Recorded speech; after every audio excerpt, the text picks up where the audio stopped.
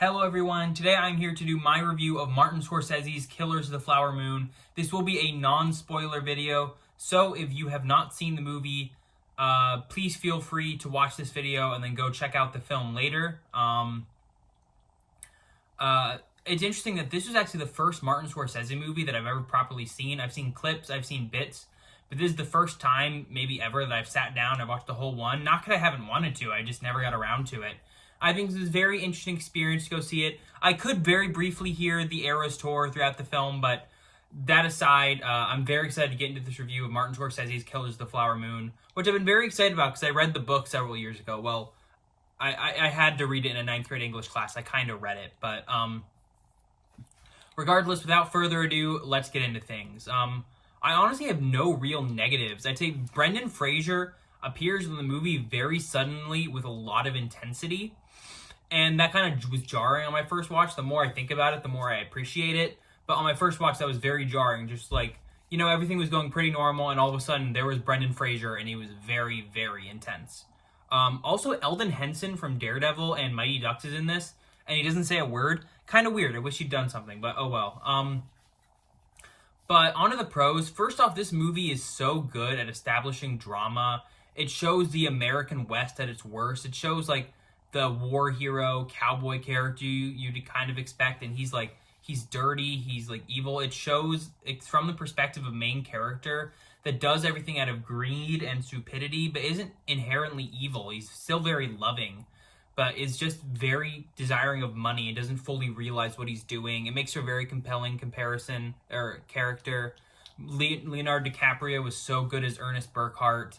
And it's a very different performance from him because you can see the intensity, you can see the character behind it, but he's not someone who's really likable at all. And meanwhile, as the king, William Hale, you have Robert De Niro, who takes a more villainous toll, who shows a lot of charisma, but behind it, this deep, unrelenting evil. And it's the kind of evil that you're more likely to see in real life than a standard movie. Lily Gladstone as Molly Burkhart as the symbol of strength, someone who is able to persevere. She's so good, and the whole rest of the cast is great as well. Jesse Plemons has a great commanding presence. Brendan Fraser, some other smaller roles. There's some other really, really great cameos in the movie that work really well, kind of Oppenheimer style. And the movie has a great supporting cast built of people who look like they're pulled right out of the Old West and do a great job telling this very epic crime story. It's 3.5 hours, but it doesn't feel that way. And you feel insanely invested, and there's not a ton of suspense, and it's told in the way of what's going on, but it's really more about learning the characters realize, the error of their ways, but also, kind of processing, okay, we've done this crime, what do we do now? It's all very interesting how that pans out, and it just is really a story about how people take privilege and ownership and take it too far, disrespect other people's. The movie ends with a great message about how this isn't the story for a director like Martin Scorsese to tell, or someone like a true crime writer to tell, but they have to be the ones to tell it anyway, unfortunately. Great music, great visuals, amazing set design and costumes. The movie and the story it's trying to tell is just very, very compelling. It's a great tale about love and loss and greed and just what being obsessed with money does to a person and how people can do something so horrible without even thinking about what they're doing or the consequences, and how it can affect them later on.